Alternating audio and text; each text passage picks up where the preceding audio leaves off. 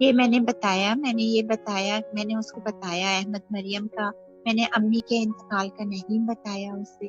وہ امی کا ذکر کرتی، میں ابو کے انتقال پہ آ جاتی تاکہ میں بھی رو سکوں اور وہ بھی تھوڑا رو لے، اور ابو کا ذکر کرتی رہی، ابو اور امی کی محبت کا ذکر کرتی رہی.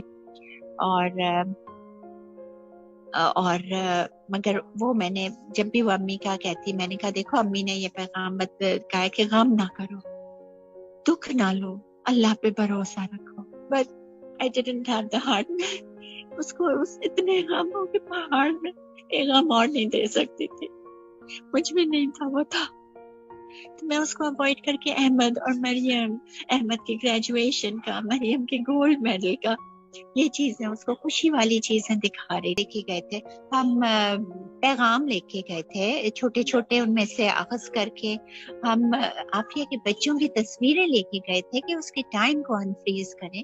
کوئی چیز نہیں. ہمیں ایسے لوگ بھی موجود ہیں جن سے میں بہت سارے، ان سے میں کل ملی بھی تھی، مسجد میں آئے تھے. there were hundreds of people، پوری اتنی بڑا اسلامک سینٹر پورا بھرا ہوا تھا، اینڈ وہ رو بھی رہے تھے میرے ساتھ، اور ہاتھوں میں ہاتھ ڈال کر ساتھ دینے کا وعدہ بھی کر رہے تھے. تو نہیں، بہت ساری چیزیں ہو رہی ہیں. اللہ کرے کہ عافیہ کی رہائی کا باعث